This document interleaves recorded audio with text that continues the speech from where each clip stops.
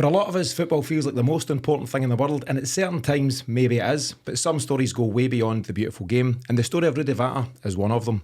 When you find yourself up against Eric Cantona one minute, and then in a refugee camp the next, then you know that life has taken an unexpected turn. And here to share that story today is ex-Celtic defender Rudi Vata himself, as well as biographer Gerard McDade. Welcome both to the show. Rudi, when did the possibility of writing your story first become a reality?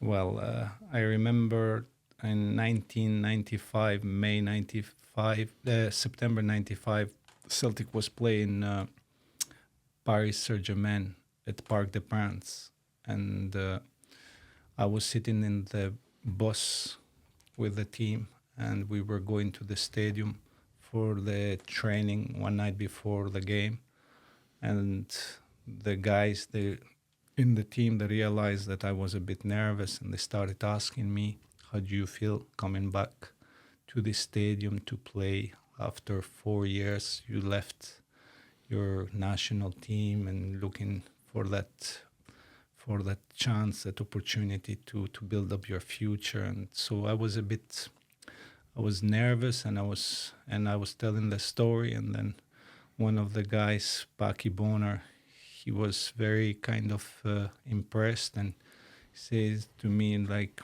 Rudi, you should write your story. You should tell your story. People should write it. It's a very nice story. So, and then obviously more I was telling my story, people were liking it more and more and more and more. And until one point that there were also real people who were looking to sit with me and agree something, and I was feeling that not the right people, and somehow a friend of Jerry contacted my wife, and my wife told me you should meet up with this guy because he likes to hear about your story and see what you can do together. And yeah, we had a meeting with Jerry. We sat down, and Jerry tried to convince me so hard, from the day one. But having that experience working with so many different nationalities and knowing who is hungry and who is kind of determined also, and who was more serious about it, it felt right to do it with Jerry. So Jerry was also trying to tell me to ask other people about him, because obviously he's done the book of Paki Bonner and Jackie McNamara, but I say I don't need to ask anybody. I says I am happy enough with what you're saying, and I feel comfortable enough to sit down with you and talk and tell you my story, and that's how it started. And that's we got connected straight away, and I think was a bit of chemistry there, and that trust obviously was there, and at the beginning, I was thinking we are going nowhere with the thing, because we were meeting so many times after times, and you think, my God, is that going to be delivered one day? But somehow it's delivered now, and we are... And here it is. Yeah. Rudi, you mentioned the Parc des Princes, and that's obviously very important to your story, and we'll cover that just shortly. But Jerry, as Rudi says, you're no stranger to Celtic stories, having written Paki Bonner's story, Jackie McNamara, a book about Celtic in the 70s, the Supersonic 70s. First book. What first drew you into Rudi's story? Well, as Rudi was saying, it was a mutual friend that contacted me to say that they'd been talking and they were looking for someone to write the book. And I got in touch with Anne Francis. We had a really good conversation. And then I did a bit of research because I knew a bit about Rudi. And once I'd seen the story about the Parc des Princes in 1991, I was hooked. I loved the whole idea of, this playing in front of thousands of people in a stadium, millions watching on television. 48 hours later, you're in a refugee camp as a refugee, and all you've got are the clothes that you're wearing, your football boots, and an Eric Cantona shirt that he gave you at the end of the game, And once I'd just got this, I thought I need to. And then I met Rudi, and his honesty, his passion, intensity all came out. And I thought, this is going to be a great story, because it's different from, the usual football stuff. And it is a great story, and it's almost like football's a subplot. There's so much, else going on. I tell you what, Jerry, you've mentioned it there. There's no better place to start, I don't think, Rudi, than that night, 30th of March 1991. Albania are taking on France in a European Championships qualifier. Your second cap, only your second cap for your country. But for you, that night was about something much bigger than football, wasn't it? Tell us a bit about that night. But look, I was looking more or less. When you are born in a country like Albania, where is no freedom, you don't get that opportunity, And life is all about having the three C's, the chances, the changes, and the choices, So if you have to make a choice, you have to take that chance. And then without taking that chance, you cannot change your future. So I always thought I'm going to look for that opportunity. I'm going to ask first for freedom, and freedom brings opportunity, and opportunity can make your future. I always believed on that, and that's what I did. I made that choice, and I took that chance, and it changed my future. So. What was going on in Albania at the time that you felt, and your brother Alex, who we'll touch on, what was happening in your home country that you felt you had to take that chance? But everything was sad. Everything was poor. It was almost hope. The hope is the most powerful word you have, the most powerful thing you have. The hope was dying, so people were struggling. The communists had left the country in such a poor state, was very sad and very, very poor. And as I say, it's no opportunity at all to grow. I was a young man. I wanted to grow. I wanted to have a real life, a normal life, nothing more. And when you look at the people's faces, everybody, obviously the communist was coming to an end, and after the Berlin Wall and after the Ceausescu's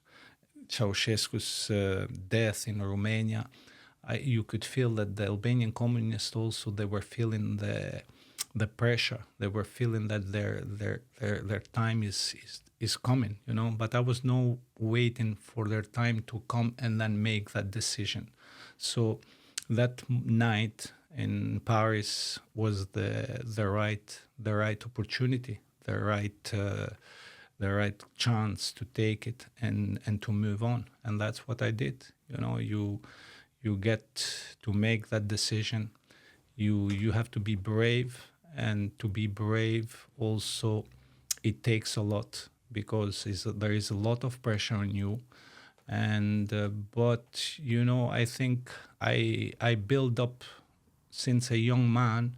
I always wanted to become independent. I always wanted to make something based on my power, based on God's sent. So I knew that God gave me something, and I have to do something about it. So I have to prove myself in a top level, international level. So, but I had to take that opportunity that Paris, so that game, offered me that night.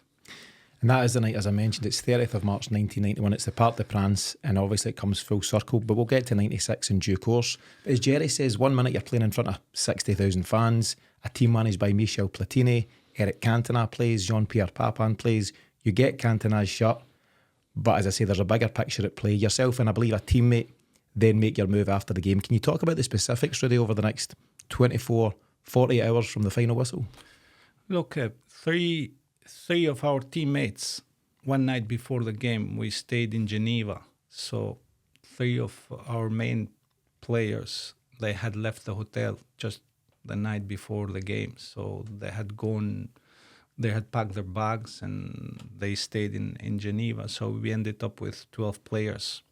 And when we wake up in the morning, the receptionist informed our manager and the staff that 3 of your boys left the hotel early hours in the morning. They never said anything where they were going. So And then you can imagine yourself, your national team now is left with 12 players. Boy, we are going to play France here. We are going to face those people who are so powerful. We don't have that kind of power. We don't have that kind of squad of players.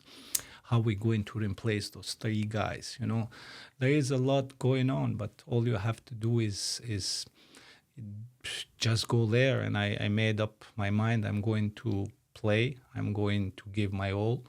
And of course, we can lose. We were sure we were going to lose because we had that inferior feeling towards the big guys, and we lost the game. But then after the game, after the defeat, the life continues. So, and as you say, 48 hours after playing in Parc des Princes against all those big stars, Deschamps, Cantona, Laurent Blanc, Platini, change the jersey with Eric Cantona, then you wake up in a refugee camp and you're classified same as any other refugee. You don't get any special treatment. You get the same food, the same kind of bed. The rules or regulations for the criteria are the same for everybody. So, but you think, here we go. I am not here to become an artist. I am here is to become a football player. To become a football player, you need to keep that fitness level because there is a procedure how you're going to go through that asylum. You ask for political asylum, they give you a date to go for an interview, and that interview could be after 1 month. Mm-hmm. And what do? How do you stay fit? If you're a musician, you play in a band, but you need to keep up the fitness level. You need to stay fit. You need to be ready. So, because your opportunity will come to go on trial somewhere. So I had obviously to make a plan. You're in a refugee camp, but you have to live a life of a professional football player. So, and obviously it was up to me to keep up with that kind of bond, and I tried my best because fitness, in sport is everything. And if you are not fit, you cannot compete. So, but again, when you have that kind of mindset, you always believe for the best. And somehow, I never thought for one moment that I'm not going to make it. I knew I could see there was thousands of miles away from making it. But somehow, deep inside me, I knew with my work, with my dedication, with my mentality, I'm going to make it and the opportunity will come. And obviously, I always believe if you have a positive attitude, you always get the positive results at the end. So I build up that attitude that I think in positive all the time. And I was giving everything every day to get to that momentum, and eventually it paid off, and you never feel like you've gone through that thing because you forget what you go through. That kind of pain was that pain that I had to go through to become the person I am today, and as the saying is that hard time make strong man. I think hard time always makes strong man. At that point, you're a very young man. You're 22 years of age. Your parents are back home in Albania. Your brother Alex, had he made his move potentially at that time? And I believe there was a letter that you gave to a coach or a manager to give to your parents. Can you tell me a wee bit about that? Yeah. Well, before I left Albania, I went to see my parents back home. I think it was just 1 week, 10 days, or 2 weeks before I left. And I see that as soon as I walked in a front gate of the house, I see them, they were sad and they were not happy. And I could see that something is wrong, really wrong. And I say, what's going on? And they say that Alex had got into a taxi, went to a port near 40 kilometers from my hometown, and got into a fishing boat with some Albanians, and they never heard of him for more than 3 weeks or almost 1 month. And more or less, it was for them like they had lost their boy, and they were kind of under pressure, and because they knew that I'm going to go to France, and they didn't want to be alone, and they asked me, look, if you stay, we understand, but we don't want to be alone, we lost maybe your brother because we don't have any news for 3 weeks. And I promised them I'm going to come back. Don't worry, I'm going to come back, I says. But then what's happened is when I went to France with the team, some refugees from Albania who had immigrated before me, they come to visit us in the hotel. And one of the guys says to me that my brother is in the same church hall as your brother in Bari in Italy. And that's where I connected with my brother. And I said, great, because that is fantastic news. My brother is alive. I spoke from the reception of the hotel with my brother. We got to connect. I don't know the church where my brother was staying. They phoned us straight to the reception, Concord Hotel in Paris. And I was relieved, and I felt like, oh, here we go. I have to make that plan now because this is the opportunity. This is the chance. So what I did is I wrote down one of the cards of the hotel. In the hotel at the time, you always get a card and an envelope. And I wrote down to my parents, my dear parents, that I says, Alex is alive. I've got that good news. It's great news for us. So this is, I know I promised you I'm going to come back, but in this situation, I really need to make that decision for myself and for my future. I says, I'll promise you that we'll be soon together, all together, and keep your spirits high, and that's it, more or less. And I gave that letter, I put into an envelope, and I gave to one of my teammates who were traveling back with the team. He was from the same town as I was, and I says, would you give this letter to my parents, because it means a lot to me and to them, and I think they were very kind of happy, first of all, that Alex had made it, and of course I believe after few days a revolution, 2nd of April, 4 young men got killed in my hometown. And my dad and my family felt relieved, and they thank God that actually we were not in the country. Jerry, as we're hearing here from Rudi, this is far more than a football story, isn't it? Oh, absolutely. It's part of it dragged me in, to be honest. I just saw the appeal of it. I went out to Albania in January. Rudi invited me out so that I could see the areas that I was writing about, and obviously to get as much book time with him as I could, but also what was the name of the hotel where the boys were shot? We named it, they're martyrs, the absolute martyrs. So we listed them in the book, and Rudi showed me exactly where they'd been. Grand Hotel Europa, no? Grand Hotel Europa. Yeah, that was it. So when you're hearing things like this, and you're actually there, and you're seeing the history unfold in front of you, and then you start to talk to this guy about stuff like this, and the single-minded determination to never take your freedom for granted, but to have it, to strive for it, and that's the reward that you get. Rudi, in terms of the football inside of it, so you started out, I think Vlasnia was your first professional club. You then joined Dinamo Tirana, and that's who you were playing with when you found yourself in Paris with the national team. When you then make the move to the refugee camp, and I know you've spoken about keeping the athlete's mindset and working hard and maintaining your fitness, but at the back of your mind, did you think potentially your career as a footballer was over at 22 years of age? No, I didn't. Somehow it was a tough period because I broke my ankle also in first training session. I twisted my ligaments, and I teared my ligaments, and I had no insurance, and was a very, very tough period, and you end up flat in the ground.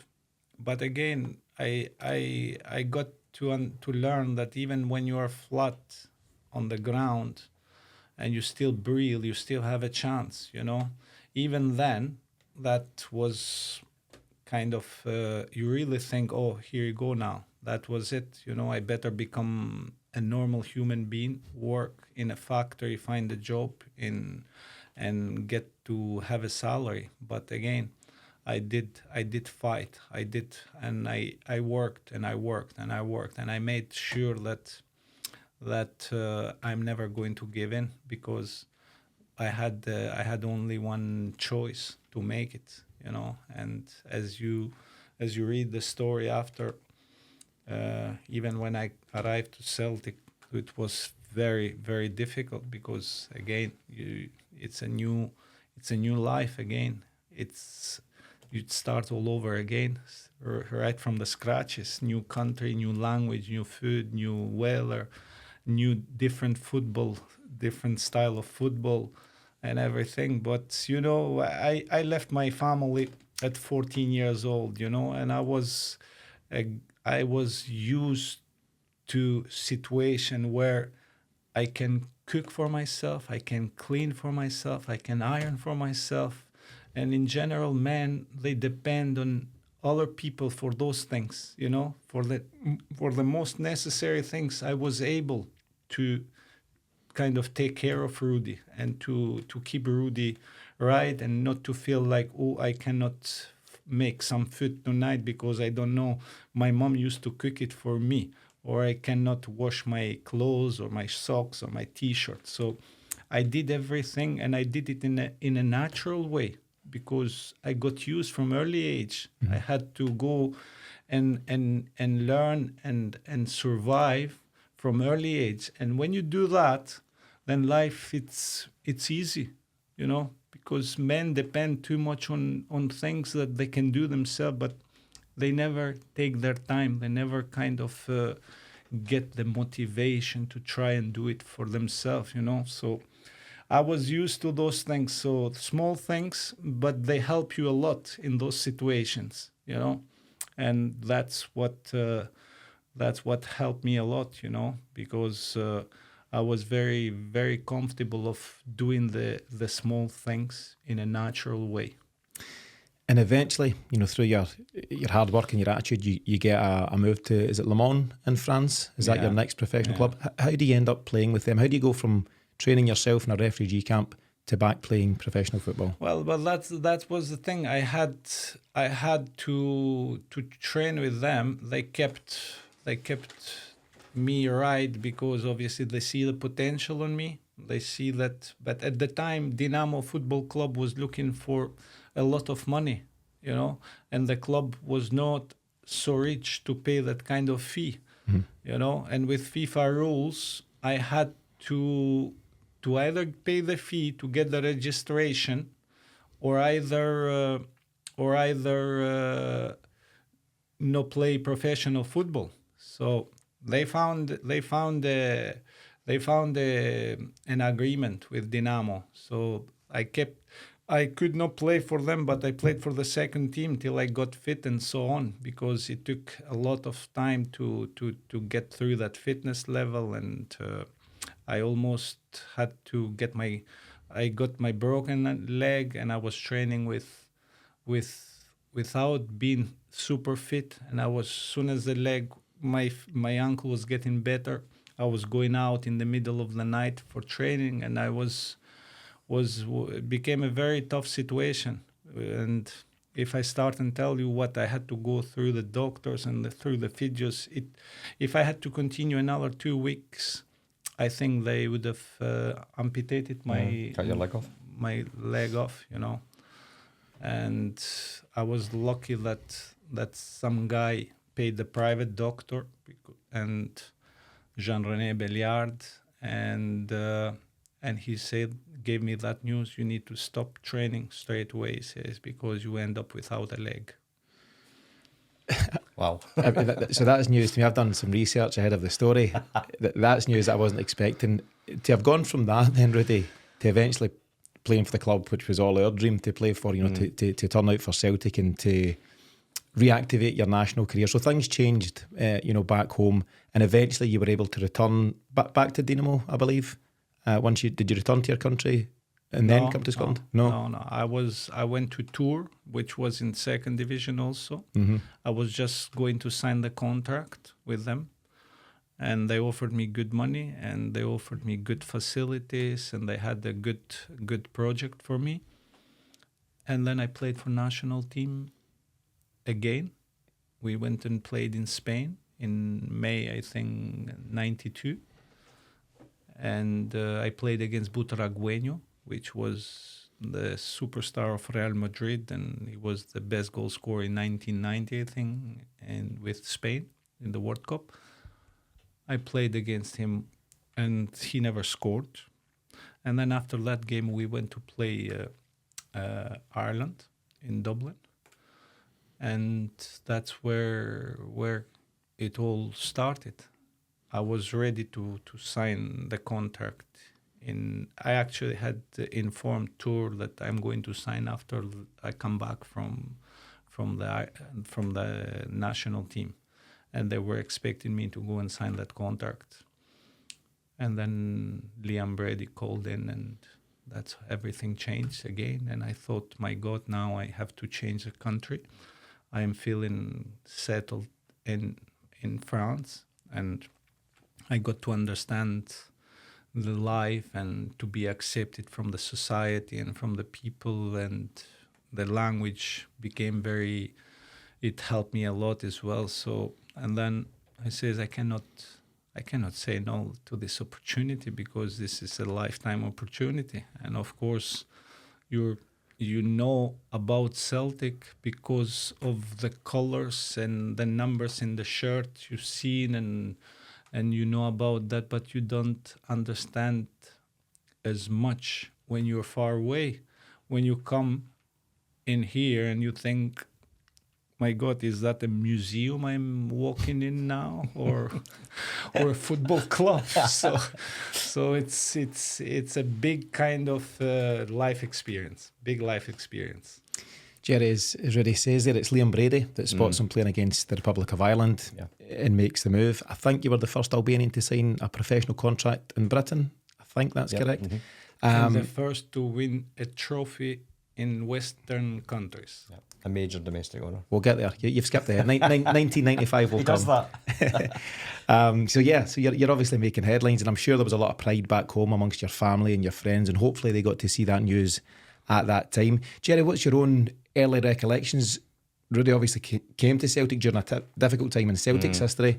Yeah. Liam Brady had a tough time, but there was a bigger picture at play at Celtic, of course. Mm-hmm. What was your own recollections shortly about the club at that time, but then Rudi coming to the club? Well, about Rudi, the hair.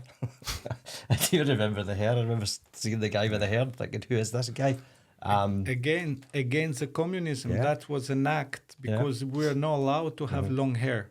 An act of rebellion. Yes, and that we wanted to try that, because to see how it feels like having hair like Beatles, Yeah, actually, it almost never happened, didn't it? Because after a while, Rudi was getting physiotherapy from the national team, and the physiotherapist said, how did that thing go with Celtic? Yeah. And Rudi said, what thing? He didn't know anything about it. Brady had spoken to the Albanian football authorities and said, that guy could do a job for me, I'd like to sign him. But they hadn't told him. So this is when they had to make a phone call. This is what fascinated me. You've got an Albanian who doesn't speak English living in France. You have an Irish manager at Glasgow Celtic in Scotland, and the two of them have a conversation in Italian on the phone. Liam Brady, of course, spent time in Italy. To sign for the club. Yeah, it was a tough time. Celtic were going through a period there, and it was set, let's be honest, to get worse. But my recollections of Rudi coming into the team, because we'd signed Stuart Slater, come in, and Andy Payton as well had come in on that on the signing. But he struck me as being a different kind of character. I assumed he could speak English. I didn't know that he couldn't. And your story of how you learned English as well it's quite phenomenal. Yeah, just on that. So you're in a dressing room with mostly Scots. I was looking at the team lineup for the 1995 Scottish Cup final. I believe it's yourself, Packy Bonner, and Pierre Van Hooijdonk are the only non-Scots in the starting 11. Yeah. You know, such as the makeup of the dressing room at that time. What was it like in that dressing room with a lot of big characters as well? And what was your general experiences? You played under three managers, Liam Brady, of course, to start with, Louis Macari, and then Tommy Burns. Well, it hit me a lot when Liam left, because I had so much kind of respect for Liam, and he had made me feel very, very comfortable, and he helped me a lot with giving me the advice and the work I had to do to adapt in this football. And as Jerry says, I only could communicate with Liam in Italy. And then he left, and obviously is a momentum. Some guys like a father to you who treat you so well. He leaves the club. You understand very little what's going on behind the scenes, because I could not understand what is the situation, what's going on. I could not read the news, and I was a bit in the middle of what's going on, and obviously you have to go through that situation again. And when Lou Macari came on, and then it's a new manager, different style of football, different way of organizing the team and everything, but was tough for me. Was tough, but the good thing is that I was very important for me. It was important to learn about Celtic, and the best kind of people who could tell you about the Celtic are the Scottish boys. The foreigners would not tell you what the Celtic is all about.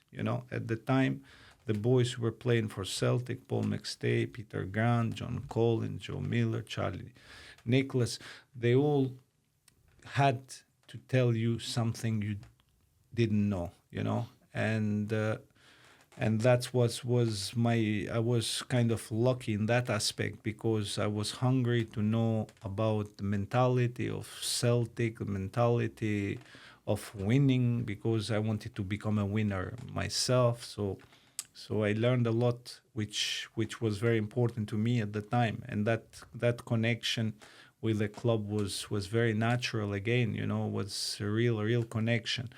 And I started to learn English, obviously, but when you walked into that dressing room, every English word you learn in the house from different soaps, and then you walk into the dressing room and you listen Joe Miller speaking to Charlie Nicholas and Peter Grant, and I was thinking, no way those people speak English. There is no way I could kind of match two words together, because it was a completely different kind of English I was learning it in the house, I think that's Joe Miller, a guy for the East End, speaking to Charlie Nicholas, a guy for the north side of the city, speaking to Peter Grant from Airdrie or Chapel Hall. Yeah. There's a lot going on there. There's a lot going on. There's a big dynamic. I'm not sure me and Jerry could understand those guys at the best of times.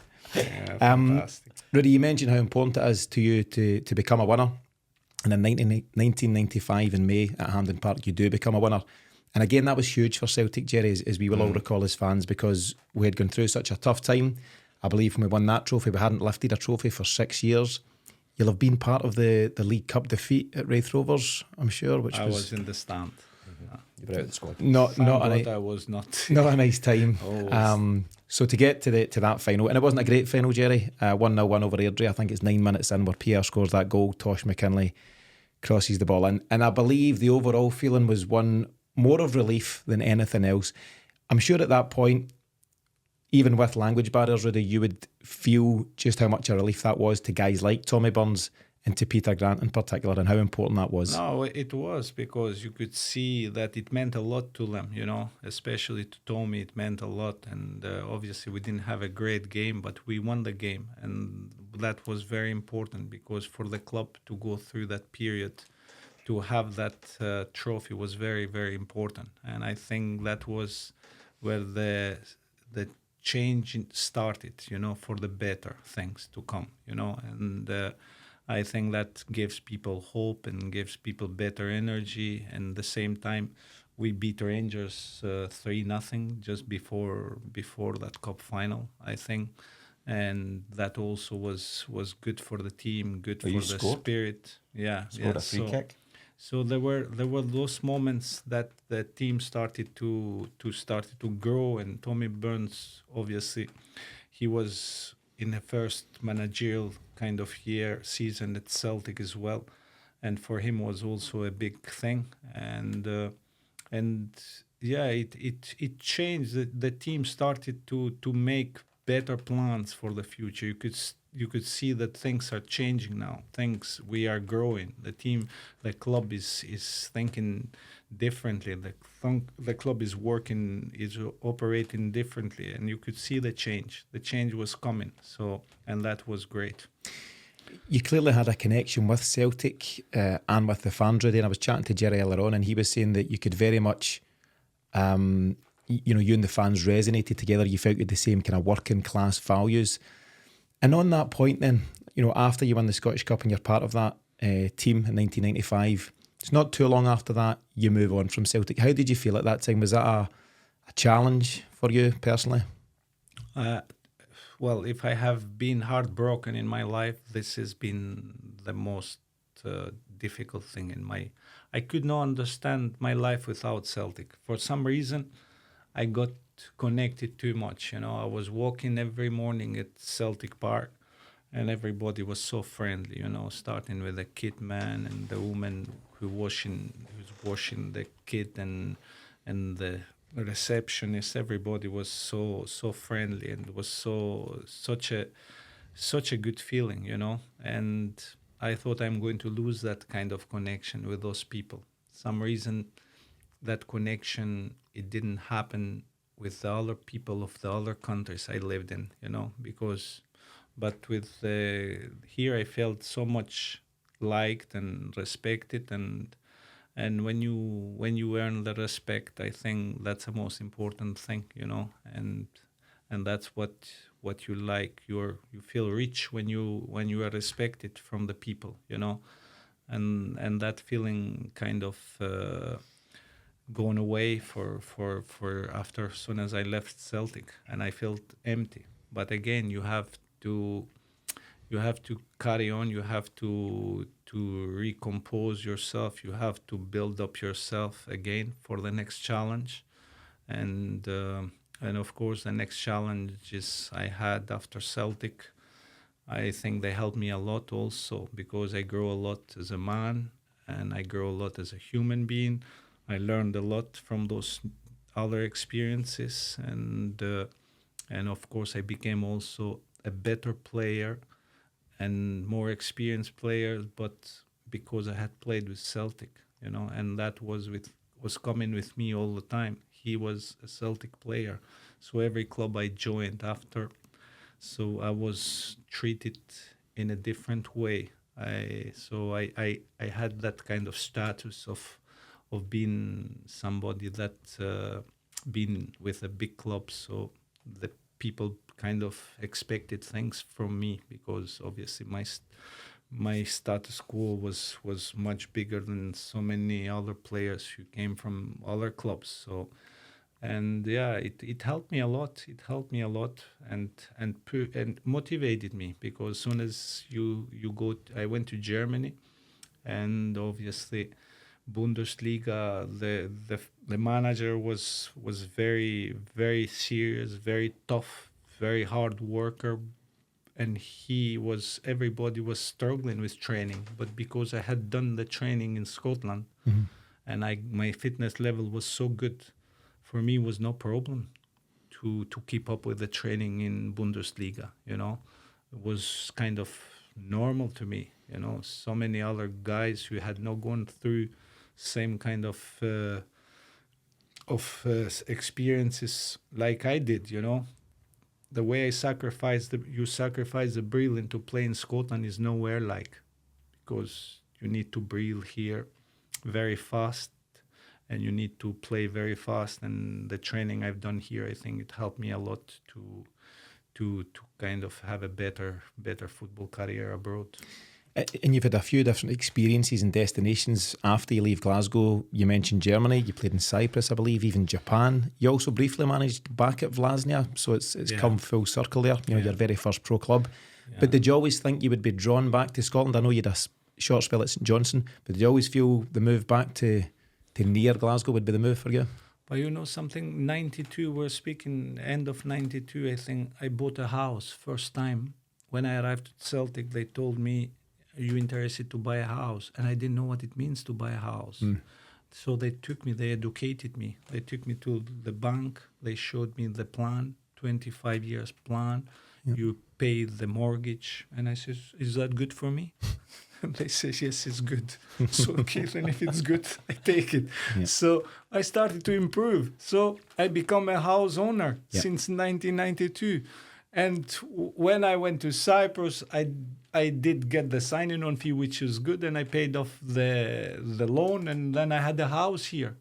I had a house back home where my parents were living, but then for any eventuality, I had a house in Scotland. So I had the home address, and I was kind of always wanted to be here with the people because I felt like those people, they respect me, they say hello to me, and they remind me about those games, those moments, those things, and that is a good lifestyle. And obviously, we got to have 2 children with Anne Francis. The boys were born here, and then obviously that became like a normal Scottish family mixed with Albanian blood. Is that normal? So, I mean, on that, so 1992, you become a homeowner here in Scotland. We're now 32 years down the track. So many experiences, Rudi. Some good, some bad. You know, a whole lot of different things throughout your career, professionally, personally. What does life look like now? You know, I know you've had some involvement in football. Maybe you're still involved. You can let me know. But what does life look like now for a former footballer? Well, the good thing about me is that when I stopped playing football, I was very fit and I was very healthy, and I was not enjoying going to training anymore, and I always had a plan after football, and that's what hits most footballers in their life, because they never make a plan. So, for me, I came from nothing, and I got somewhere. And I got so many defeats, but the wins, I counted always the win, because I became kind of a winner through going through some battles that many people would never kind of survived, you know. And sometimes also those defeats you get, somehow the defeats are important to build you up and make you stronger, you know. And I think I had some experience. You mentioned the manager of Vlasnia. I went there with all the passion and determination to kind of change the system, but I realized I could not change the system, because the system cannot be changed. It's like the spring coming with one flower. The spring comes with many flowers, you know, so not one flower. But those experiences, they teach me lessons, you know.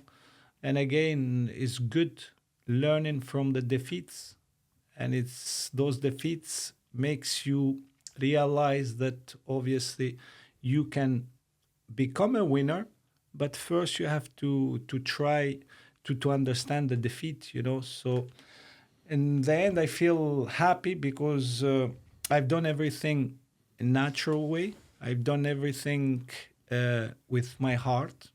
I give everything. I don't have any regrets. And when you give everything, then and you get I think you always get what you deserve in life. So whatever I got in life, I think that's what I am worth. And I don't have bigger expectation than that. So I know who I am. I know what I can achieve. And I feel like I've done an honest job, and that's the most important thing for me. You know, when you play your game with heart and soul, when you give everything, that's it. You've mentioned your 2 sons, Rocco, who we'll know of course, from his time at Celtic, and we wish him all the best at Watford, and Ruan, your other son. Is it important to you, Rudi, that your sons know your story? You know, where you came from and essentially where they come from? You know, is that a big thing for you? It is, but it is up to them to be interested. And it's up to them to feel like they want to be more an Albanian or a Scotsman. It's their choice, you know. They are born in a free country. They are born with choices and with opportunities. And for me, as I says, I never ask Rocco or Juan to read the book. They know because I've shown them during their early days. Because as a father, I became a father. I didn't know, nobody has a menu how to become a good father or a recipe. That you do a job, and all you have to show your boys, in my opinion, is try and help them become good men. You know, this is most important thing. Hard-working men, good men, and become kind of givers. I like in life to be a giver better than a receiver. When you give, I think you feel much happier than when you receive. So it's up to them to make their choice. And to me, you mentioned Rocco. I tell Rocco all the time that if you avoid the pain of discipline, I can guarantee you'll never avoid the pain of regret. So the pain of discipline is beautiful, you know, and Rocco is born with lots of talent, but he needs to build up that mentality and have that hunger to work very hard and become the player he is kind of sent in earth to become. So it's, for me, it's all about hard work, dedication, being serious, being well organized, and giving all you have, and then God always will take care of you. Jerry, at some point, I think it was yourself that said earlier on in the recording that Rudi definitely doesn't take his freedom for granted, and obviously Rudi has very strong values in life and things that are very important to him. Mm-hmm. Did that come across to you during your various sessions together, you know, here and Albania when you were writing the book? From the get-go, when I met Rudi, I could see very, very clearly kind of individually was. I was curious because I had done a wee bit of research in the story. I thought, well, this is obviously a very single-minded guy, a very determined person. But yeah, once we started getting into conversations, and they're fascinating. You've heard him talk here. You know, that it's a fascinating story, but it's told well as well from Rudi about, you know, what that story is. And, you know, he's never, ever taken the freedom for granted that you and I don't think about. Yep. But when you've had to fight for your freedom, then it means more to you. I've no doubt about that. Jerry, the book, which we've got right here in front of us, Football, Freedom and Paradise, is available now. Where can people find a copy of it? And also, any last comments from yourself on your experiences of telling the story? Well, the classic, any good bookshop, you should be able to get it. And some bad ones. Yeah, and some bad ones as well. You can get it online. You can get it at the Celtic store, obviously, as well as they're saying it. I have thoroughly enjoyed the journey with this man. It's been an absolute delight and a treat to be given the opportunity to write a story like this and to get it across. And right from the word go, it's not so much that you write the story. They have to buy into the process, and Francis and Rudi had to buy in to the way I wanted to tell this story. And the first thing I wrote about was the Paris night. Mm-hmm. And I sent it to Rudi and I sent it to Anne Francis. I said, look, this is the style that I have for your book. And Anne Francis told me she was crying when she read it. And she says, I know the story, but now that I see it written like that, yeah, you know, and I thought, this is going to be great. This is going to be a great project. This guy says he's lived 2 lives, and he has. Great stuff, Jerry. Rudi, the final word goes to yourself. I mentioned at the top of the piece that football wasn't the most important thing in the world, but it has played a huge part in your life and it's given you so many opportunities. What's your final reflections for today on your story of football, freedom and paradise? Football was my purpose, you know. Freedom, obviously, I had to reach freedom to fulfill my dream, you know. And paradise, it's more or less Celtic Park, so I had that experience to play there and to be shouted and to be supported by the best football fans that in earth they are very difficult to find, you know. But for me, football, I think, was maybe the love of my life, you know. I love football far too much. And I think I love football more than even my parents and my wife and everything. I know it's... We can always cut that bit out if you want. If that's going to get you in trouble. To be honest, I loved football too much. I could not live without that game, you know. And when I mean I love it from early age. The love didn't start when I become 22 or when I joined Celtic, you know. That was my energy that I felt all the time, you know, playing with bare feet in the street all day long, you know. That was the kind of love that I felt about life. And because of football, I am who I am today. Because if it had not been for football, I would never been coming to Scotland. I would never had the family I have. So football, it was everything. And thanks to football, we're still here today. Amazing. And I think that's a perfect place for us all to finish. A huge thanks, Rudi, for joining us here and sharing your story today. And of course to you, Jerry, for bringing that all to life with your writing of the book. We wish you both all the very best with the project and best of luck with whatever comes next. Thanks, Tino. Thank you.